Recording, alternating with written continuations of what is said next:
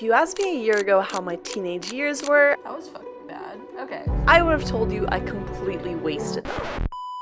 Now that I'm about to turn 20, however, I can confidently say that this past year has been the best of my entire life. How did I change the entire trajectory of my future? To answer that, we first have to look at how I changed myself. Before I can get into that, however, I have to talk about the 3 biggest insights that I've had that have helped me so much on my self-improvement journey and will help you too. These are the types of thoughts that'll hopefully stick with you just like they did to me. Let's tackle this in 4 chapters. Feel free to click around to whatever seems the most interesting to you. Let's get started. Chapter 1. The paradox of wasted potential. From the time that we're born, we're constantly slapped with labels like, you're really smart, or you're super athletic, or you've really got a knack for this. We subconsciously hold on to these thoughts as we age, putting pressure on ourselves to reach them. Sometimes we do, but most times we don't. Hence what I call the paradox of wasted potential. This is where we believe ourselves to be naturally good at something, so we don't think that we have to work as hard to achieve it. This is exactly why a lot of kids who are in the gifted program in middle school start to slip in high school because they think that they don't have to work as hard. They think they're naturally smart. As the potential you once held slowly starts to disappear, it's easy to slip and throw it all away. That's what I almost did. I grew up being told I was a natural at golf.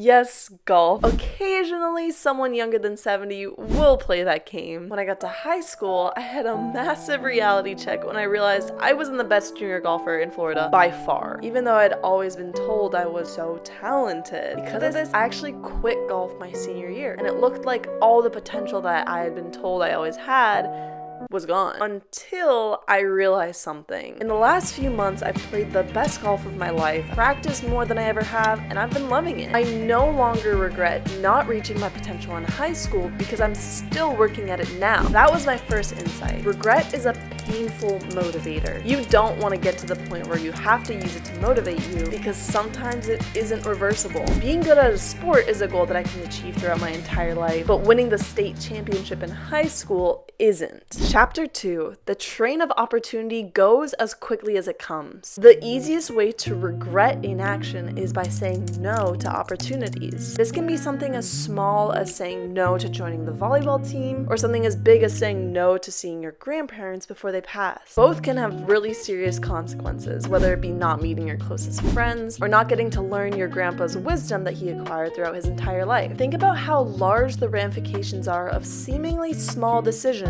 Who you date in high school determines how the next few months of your life will look. What sport you play can determine who you become friends with, or what scholarships you get to which college. Repeatedly choosing to party instead of study can have huge effects on your entire life. This is not to put pressure on you or freak you out about how your life is super unknown. That's the whole point of life. You don't know what's gonna happen when you wake up every single day. The only thing that you have full control over is how you prepare for that train of opportunity. It can sometimes feel like we're doing things for nothing, but there's always a reason. Maybe all your extra piano practice has finally made you stand out in band, and a Juilliard recruiter might come and ask you to join their school. Maybe at a job interview, the person interviewing you also played high school football, and so they give you the job. My point is, you never know when a big life-changing opportunity is going to come your way, but you can either be waiting for it, eagerly prepared to get on the train, or you can have your back turned, not even realizing that it just drove past you. Do something today that you would have said no to yesterday. You'll be shocked by the opportunities that are created by saying yes to other opportunities. Chapter 3.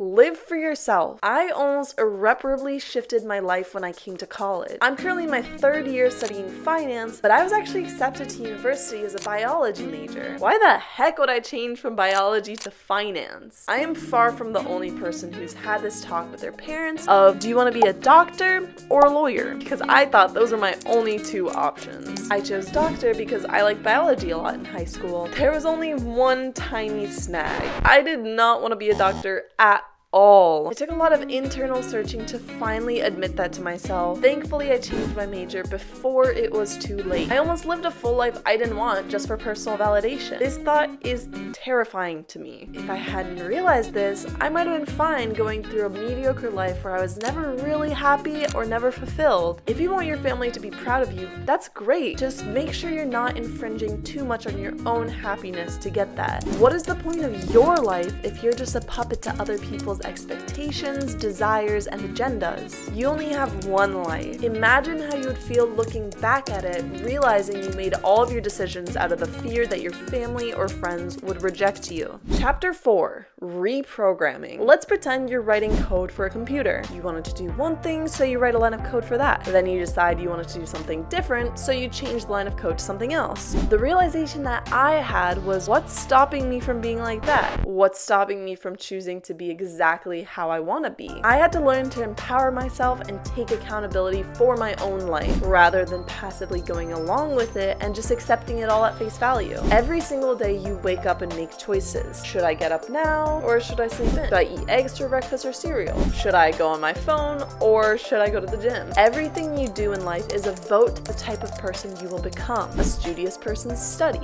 An outgoing person socializes. An athletic person exercises. Whatever it is, add that line of code into your body and start living like who you want to be. Taking accountability in life and fully realizing the control you have over yourself is the most powerful tool you can have. You always have free will to make the choices you actually want, not just the choices you feel like you're supposed to make. This is how you don't regret your teenage years.